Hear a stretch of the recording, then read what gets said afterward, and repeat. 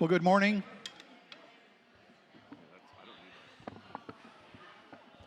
Good morning, Jeff.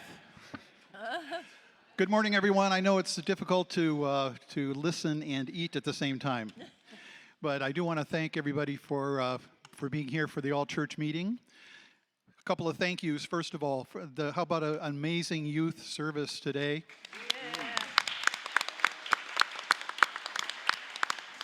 Thank you to Stacy and Jenny and all those who helped put that together. Secondly, want to thank the cooks, and I have a few comments about that. So the cooks, food is awesome, but cooks are important. So you need to know that yesterday, Stacy and Mark, Nan, who is amazing in the kitchen and organized this and the recipes, Deb and John Geis, we're all in the kitchen cooking and preparing all this food that you're enjoying today. Now, yeah, absolutely. In addition, I was there, and since I have no skills in the kitchen, I was assigned to crack the eggs. Now, does anybody know how many eggs it takes to make quiche for this many people? 210. That's 2 hours of cracking eggs. 210, but there were 214 that were sacrificed for that endeavor. Yes. We had 4 on the floor, kind of like an old muscle car. 4 on the floor.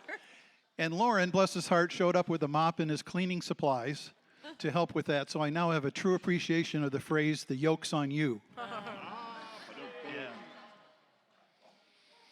Okay, so why are we here? Well, it's simple governance. If you're one of those people who is sitting there going, yeah, I've heard about this a lot, because we've had 3 all church meetings on this. We've had a mailing, we've had spotlight, we've had quick news.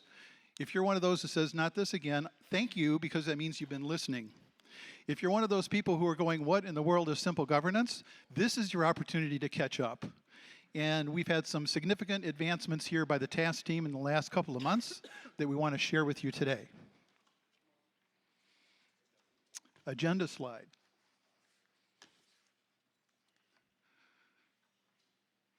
Agenda slide. Talk among yourselves. Agenda slide. There we go. So the agenda today, we're going to talk about what is simple governance in a simple way, why do it, and the steps so far.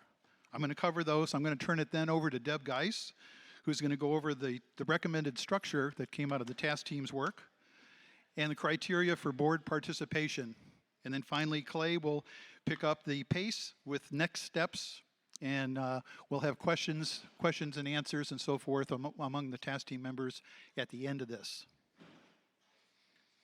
So, simple governance simplified. What is it? Well, it's a structure designed to ensure focus on the mission of the church. Mission of the church, we're trying to make disciples for Jesus Christ for the transformation of the world. And as above our table here, we do that locally through trying to connect with God, each other, and the world. A smaller church will be responsible for policy and vision, focusing on why we do things, not how we do things. So why simple governance? It's going to free up church members to focus on the mission of the church. We'll spend less time in meetings and more time doing the work of the church. Just as an aside, today nominations each year has to come up with approximately 50 names to fill all the various committees that the church uses today under its structure. In the future, this will be less than 20 people. So you can see how that frees a lot of us up. So steps so far, I'll start at the bottom. This goes back to 2016, as you might remember. The church leadership development team met and worked through the many things, but included this process, which was favorable. Fast forward 7 years, we had a couple of pastor changes. We had COVID, but finally we refocused on this. Church board approved it last September for starting up in July 1st of this year. So it also was a structure recommended by our district superintendent, Tim Overton Harris. A task team was formed of 6 people. These 6 people. who have worked the last couple of months to come up with a recommended structure for this new simple governance model.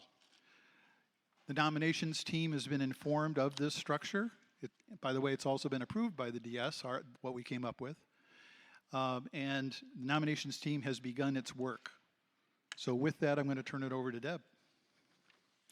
So I'm going to give you first a brief overview of the board positions that we're proposing, and then a little bit of detail about what that entails. So now we're looking at a structure of church board of not less than 7 and not more than 12 members of the board. So initially we're looking at 9 different positions. There will be a board chair, 2 people who will be focused on finance, 2 on trustees, 2 on staff parish relations, and 2 lay leaders.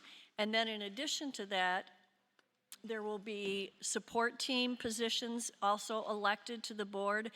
And those 2 will be 2 people who will be focused on the trust administration, and then 3 people to refill the nominations committee. And we'll get into a little bit more detail of these. So again, we will have some board elected positions, and then we will have a few support elected positions that will not be board members. So that structure then, there's a couple of caveats here. Board members will be serving an initial 18 months, and that will be from this July through December of 2024, because we're kind of a halfway into the year here instituting that. So we will have a first 18-month, and then after that, there will be 3-year terms with 3 members rotating off each year. And then we were hoping that people would not be serving more than 2 consecutive terms so that people don't get overwhelmed and burnt out. And that since it's a much smaller board, we're also saying that not more than 1 family member can be serving on the board at a time. And then at least one of those lay leader positions that are elected will also be one of our delegates to the annual conference. And then one of those 9 positions will then be say the board will decide who will be the reporting secretary. That will come within those 9 positions. So a little bit more specifically, and I want to say for each of these categories, this is a broad overview of the duties of each of these committees. It's not every single detail of what these people are responsible for. So finance, we're looking at 2 positions. One of those people will be named chair, because we have to, for reporting, have a chairperson of each of these. And then one will be the treasurer. So those people will be primarily focused on investment oversight, including those 2 elected people who will be looking at our trust. Operations oversight, and this means working with the bookkeeper, the office staff, all the other staff for any financial things. And then there's compliance and taxation requirements. Stewardship will be a critical part of the finance focus in these 2. And then identifying new revenue resources.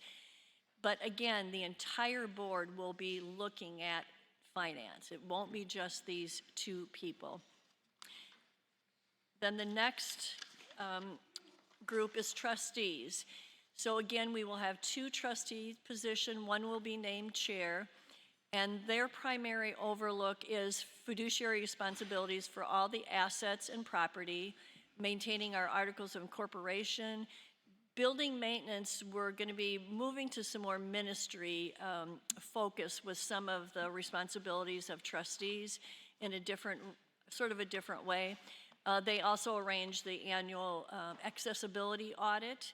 And then again, the entire board, all 9 people, will be looking at what trustees are responsible for, not just these 2 people. And then the third primary area is staff parish relations. And there again will be 2 board positions. One will be determined as the chair. And then their primary responsibilities are coordinate staff salaries, benefits, evaluations along with the pastor, updating of job descriptions, employment handbook. They're also the primary connection to our district superintendent. And then again, entire board responsibility. Everyone on the board will be involved in all of these. And again, just as a reminder, these are not the list of all of the things that need to be done related to these, but a broad overview of that. And then the next area is lay leadership, and we will have 2 board positions. There will be 2 lay leaders, and again, as I mentioned, one of those 2 will be a delegate to the annual conference. They will primarily meet regularly with the pastors, sort of on the state of the church, identifying ministry needs and training opportunities, informing, encouraging laity at the annual conference opportunities, and then again, really focusing on the ministries of the church and helping to coordinate those, and recognition and celebration of all the things that we do here in our church and then also in the community. And then the other area, like Jeff mentioned, we do have a current nominations committee, and that committee will be completing their duties in July, so there will be a new nominations team also. And then the pastor has always been the chairperson of the nominations committee. This is nothing new. That's kind of the usual with UMC. And then the 2 lay leaders will be a part of the nominations team, and then there will be those 3 other elected positions. Again, they are not board positions, but they will be elected positions. And then that team, I don't know, some of you have had experience with lay leadership, and sometimes it gets down to, oh boy, we need new people, let's look through the directory and see who we got. And this, we're going to try and focus a little bit on true leadership development and mentoring with nominations in preparation for really preparing everyone in this church to find a leadership role in some format as part of their discipleship here in our church. That's it. That's my part. Clay? Can I borrow your paper? Yes, you Because I can. didn't print mine Hard out. to look around. Yeah. So you might be wondering, how could I possibly be on the board? That sounds like so much fun. Absolutely. So there are some expectations for those who will be serving, and we talked about what they might be. And so here's what we've laid out as a criteria for those who will serve as members of our board. This is conversations that the nominations team is having right now, and it will always be part of our conversation as we're looking for those who might be in servant leadership. We obviously want people who are church members. Now, I have a bit of I know that sounds obvious, but we do have lots of people who are participating and who offer leadership and who are great servants in our congregation who are not officially members. We also have lots of people who are officially members that most of us might not recognize. But in this case, because there is a legal responsibility for the board as the trustees, we want them to be members of the congregation. So that's an obvious first place to start. Now, I personally have a bit of an ambivalent relationship with membership because I recognize exactly the thing that some people can be members and not participate, and some people can participate and not be officially members. But there are good legal reasons why we would say they need to be members to serve on our board. The other areas that we're expecting people to excel in, we want people who are sacrificial givers. There is not a dollar amount that defines what sacrificial giving is. And it's probably not even just about their money, but it is about how generous they are with what they have. So sacrificial giving for some people might be $20 a month. For some people, it might be more than that. For some people, sacrificial giving of time might be a couple of hours a month, and it might be more than that for others. So the question is not so much an amount, but rather, is this a dedicated, significant part of your discipleship and life in the congregation? So sacrificial giving is a conversation that we have. Now, I will say, because I see some nervous looks out there, when the nominations team is working through the process, they do not have access to your financial giving information. That remains kept confidential with just a handful of folks, but we will look at that. I will look at that, and we may ask our financial secretaries who record your donations to give us a bit of a picture. This is a really sticky one, to be quite honest, because it's hard to know without knowing somebody's whole life circumstance what sacrificial giving looks like. So we'll be very gracious and gentle with this kind of examination. We're not going to call you and say, you know, for just $5 more a month, you too could be on the board. It is not an OPB pledge drive or anything like that. So we know that giving can be a deeply personal conversation. And it may be cases where we know that somebody's not giving significant amounts of money, but we also know that they are giving sacrificially. So that is why, and it's such a significant part of who we are as people of Christ, to be giving and generous with all that we have. We want folks who are active in spiritual growth ministries, so Bible studies or a small group or something like that. Because if you're not growing as a disciple, it's hard for you to be a leader of people who are wanting to grow as disciples. And we want folks who are involved in outreach in some way, not necessarily just the outreach committee, but who are out there serving in the community, serving our church, and doing things to care for others.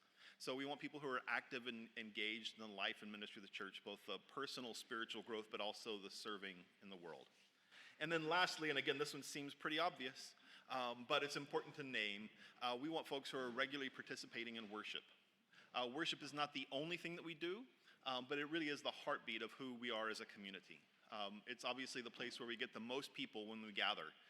We have lots of important and amazing small groups and ministries and things that happen, but when you need the heart of the congregation, I mean, you can look around now and see that this is what it looks like. So participation in worship is a key part of knowing how to be a servant leader for the congregation. I will say again, what regular and faithful attendance looks like for some people is going to be different than others. Partly because there might be people who are primarily engaged in worship online, who are watching the live stream. There may be people who are able to be here twice a month, but other obligations take them out a couple other times on Sundays. If you have children and youth, you know how challenging it can be sometimes to be here on Sundays.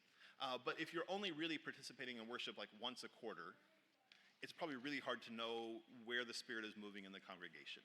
So those are the 4 areas of criteria, and you might recognize that those really reflect a lot of our membership commitment, the vows that we make as members of any United Methodist congregation to be faithful with our prayers, our presence, our gifts, our service, and our witness. And so that's kind of the baseline, and what we're looking for is people who really exemplify faithful, active participation in the ministries. Of course, there are other things that we'll look for. When we're looking for somebody to work with finance, we're not going to find somebody who hates math, because that would just make everybody miserable. So we'll look for other skills and gifts as well. We'll look for those people who have natural leadership and have developed leadership abilities, but it really begins with those criteria of being a member, being faithfully in worship, sacrificially giving, and being involved and active in ministries of the church. So that's the kinds of folks that we'll be looking for. Let me tell you where we are today in next steps. On your tables, you have a lovely, colorful, one-page sort of guideline about where we've been and where we are now. As Jeff mentioned, this is a process that started a long time ago in 2016. It's been sort of percolating around for a while since then. The work has really begun since July, August of last year, that we really began to dig into this at the church council and to really begin to make some progress forward. The church council did read through altogether a book that has been a guideline for us called, what's it called? Simple Governance. Hello. Yeah. It's called Simple Governance. Duh. And they read through that together, they did presentations together, so the church council was really deeply enmeshed in this work long before I came along, and they would have gone forward with this earlier, except that anticipating a pastoral transition, they decided to sort of hit the pause button until they figured out what fortunate soul would be appointed here, and then when I got here, yay, we get to go again. So that's kind of up to this point. So it's 2016 that we started this conversation. Over the last couple of years, really digging in, and then since August, we've started moving towards the change to a new style of governance. You'll see that we've had a couple of all-church meetings already on Thursday evenings. We've done some other work to try and communicate out. There's been a mailing. You might have remember seeing that. We put information into the Spotlight and other places. So we want people to be, by the time we get to the vote, we want you to be so tired of talking about this that you don't have, a reservation. You're just kind of like, let's just be done with it, please. Because it is a significant change in the life of the church, and we don't want it to be haphazardly done. So today we're having this meeting to present to you the structure that we've laid out. And in just a moment, we'll have a chance to answer questions if you have any. There's going to be hopefully another all-church meeting. The date's to be determined, but it may just be a follow-up to this one.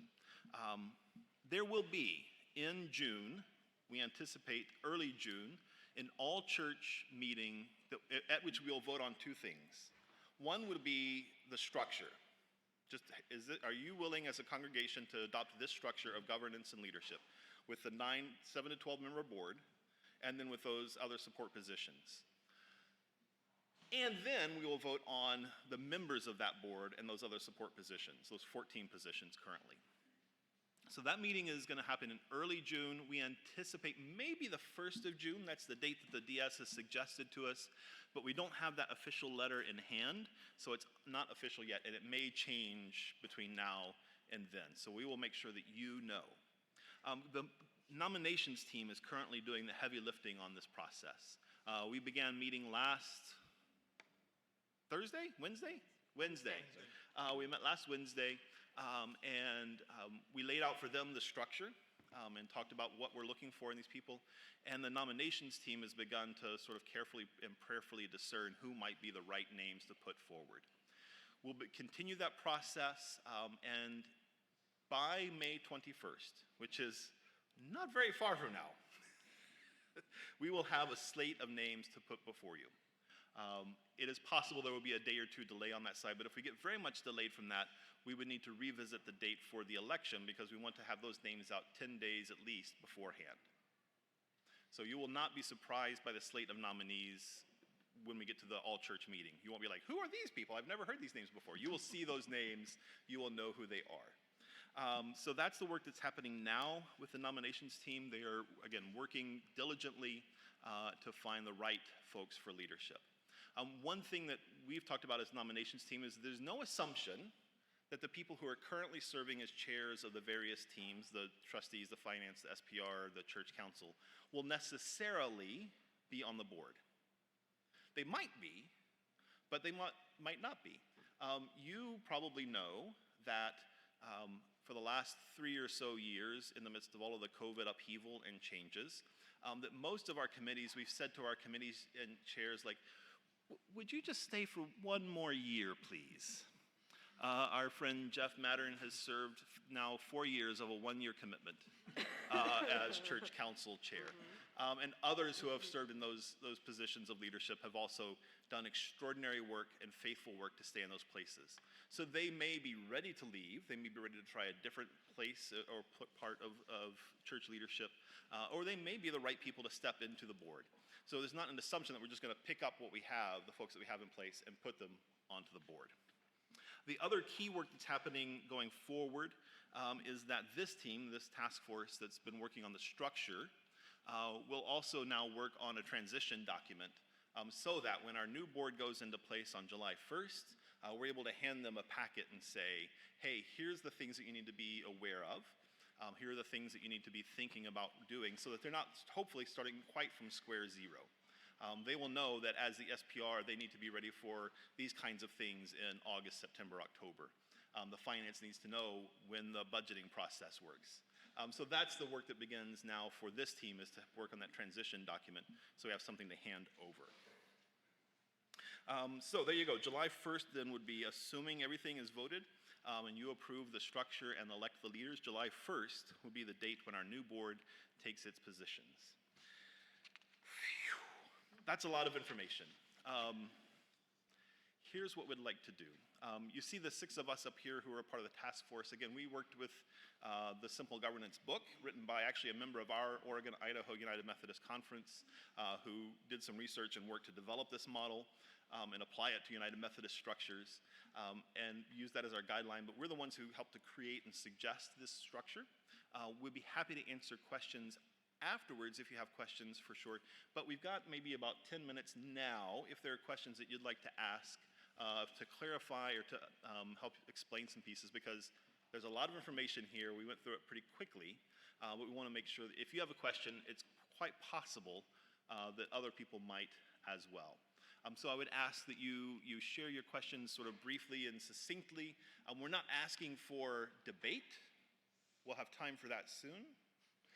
But if you have a question or concern, we'll be certainly happy to answer that. And if you'll just from your tables share your question, I'll try and repeat that so that others can hear. Bev, I see a question. So I think I'm remembering that you've already you did this in Hillsborough already. Yes. So I'm wondering, just briefly, what were some of the tougher parts Yeah. of the transition, and what were some of the positive parts of the transition? All right, so the question was, in my appointment in Hillsborough, back in 2013, we did the same process. We went to a single board process. And so the question was, what was hard about that and what were the benefits of that? Part of the challenge was, if you've been around the United Methodist Church very long, you know that we tend to work the same way. Every church sort of is structured in a similar kind of way with its committees and structures. And this is not just a shrinking down of our committees, it's kind of a new way of doing things. There's a lot more freedom and a lot more empowerment for our ministry teams than we're used to.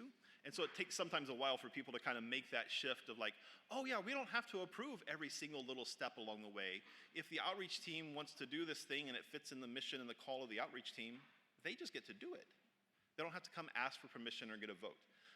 If a new team wants to start, they don't have to come ask permission other than just to say, we're going to start this thing, and they get some blessings and off they go. They don't have to come get approval every step of the way. So we've already been doing some of that here. And so that's one of the hard parts, is just getting our heads around a slightly different culture about how things work and how decisions are made. And it's hard to get out of that mindset of feeling like you need to ask permission to do things. It's hard to let go. So that's one of the challenges. The other challenge that we experienced in Hillsborough is because of the traditional structures that have been in place for a long time, we're used to getting information from those meetings. Most people, I don't know if this is true here, but it certainly was true in Hillsborough, most people knew what was happening in the life of the church because they went to the church council meeting, or they knew somebody who went to the church council meeting. They would read the newsletters, they would look at the emails, but really it was the conversations that they happened, they would hear, oh, that's, and so communication becomes paramount. And it takes both great effort on our staff and leadership to make sure we're communicating out the information, and it takes great work on behalf of the congregation to be pretty proactive at finding the information that they want. So that's one of the challenges, is that the board meetings will be open. So it's not like they're going to be secret meetings, but most people don't have that much fun coming to listen to policy discussions. And so you come and you listen and you go, that is boring, I'm not going to come back. So the board meetings will be open other than when we're dealing with an individual personnel issue. That's the case now with our SPR. But it's not going to be the clearinghouse of information in the same way that sometimes the church council has been in the past. The benefits of it are really that you do free up time and energy for people to do ministry. I don't think Jesus came and said, come and follow me, I've got a meeting to take you to. He was sending people out into the world to care for, to love, to make the world a more faithful, loving place. So it frees up time and energy, and the permissiveness that is built into this structure means that people can sometimes do things that might not have been approved if they have to go get 7 layers of approval. And those ministries can sometimes really blossom. We had a couple of things in Hillsborough that, after about a year of the single board structure, probably would never have started, except that somebody went, I have this crazy idea. And we said, do you have 3 other people that have the crazy idea? And they said, yeah. And I said, do you need money? They said, no. I said, go do it. And beautiful things happen. So yeah, that was a real benefit. It also helped to align the mission of the work and the work that we were doing with the way that we structured them and made decisions. So we said, we want to be connected to our community, so it's easy to say yes to a group that wants to use our space. So those kinds of things really happened because we were able to have that conversation and holistically. And I would add that you might remember from the slide that one of the board members will be the reporting secretary, and that position will be responsible for making sure we communicate back to the church family what's going on and so forth. So that will help in terms of keeping everybody involved.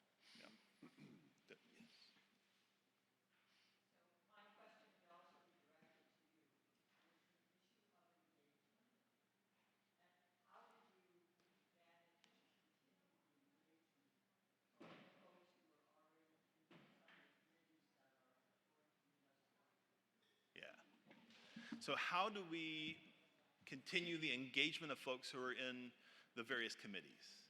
Is that, and more, yeah, how do you add more committees? So what we found in the Hillsborough Church, two things. One is that because there was more flexibility and freedom, new things would start that would connect with people who hadn't been connected before.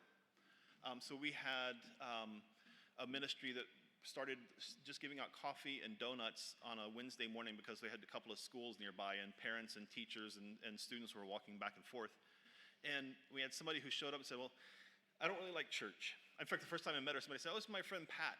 She's helping us serve donuts. And she said, it's nice to meet you. I don't like church. I'll never come. And I said, great, well, I'm glad you're handing out donuts. Thanks for being here. Pat is now the key lay leader in the congregation. She is on the board. If the doors are open, Pat is almost certainly there. She never would have gotten engaged in a committee structure, right? She got involved because there was a ministry that she found exciting. So I think we'll find that there's some people who are drawn to that kind of stuff. The other thing that happens is that when you're not elected into a position, so most of the other committees, other than the SPR, the finance, and the trustees, they will continue their work. We will probably call them ministry teams instead of committees, and you don't have to be elected to be on them. So the outreach team will continue to be the outreach team and doing their amazing work, and they may invite and coordinate and bring more people in. There may also be some things that we've done that people have done because they've been elected to do them, but nobody feels the call to do them, and they don't really seem to be effective ministries anymore. And if that happens, then we say, man, that was such a gift for so many years. Thank God for that, and it's time to let it go. Now, it's not that we just let things like immediately die, but if we try to recruit for something, if we know that there's a position that we need, hey, we need somebody to help with this, this, and this, and nobody shows up, it's a good indication that maybe the Spirit has moved elsewhere. And so we need to be ready to let some things go so that something new can come up in its wake. So as an example, we're already doing this. You might know that we have a long history of a really successful and thriving vacation Bible school in the summers. You might also know that as we tried really hard to find and coordinate with volunteers, that we could not find a week when we had enough volunteers to run a VBS. And that's just the nature of the beast. So we could say, well, we gotta have VBS. Or what we did instead was we pivoted and said, well, what can we do that will connect with families and children and in our community?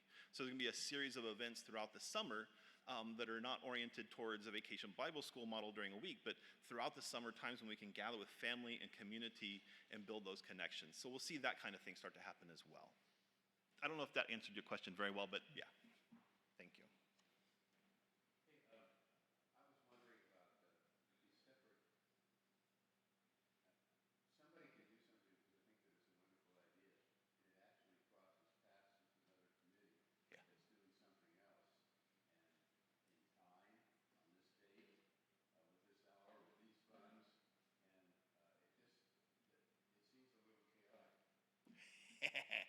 Okay, so the question is, if you're letting people just do whatever they want, I'm paraphrasing. If you let this bunch of people just start doing stuff, it's going to be chaotic. A little bit. It's certainly going to feel more chaotic than our current structure. But part of the role then of the board and the staff is to help to coordinate that. So if you want to start a new ministry team, if you have an idea, if the Spirit has moved and you're going, oh, I would love to do X, Y, Z, hand out watermelons every Thursday to our neighbors. There is an approval process that we'll create to say, you want to start a new ministry team, here's how you need to do it. And that gives us information so that we know that this team and this team aren't overlapping. There might be some natural coordinating that happens. And quite often we do find that even without the single board structure, somebody go, I've been kind of thinking about this. And as a pastor, I've heard these other two people have been thinking about a similar thing, so we can get you all together in a room and y'all guys go do it. So yeah, there will be some coordinating that takes the staff and the leadership's work to make sure that we're not overlapping and sort of competing against each other, but finding ways for natural synergy to happen. Maybe one more. Yeah, I got one more question for the whole group. John.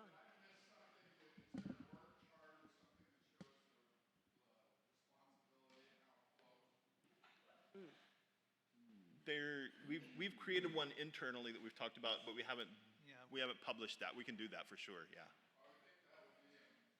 Yeah, yeah. Yeah, we do.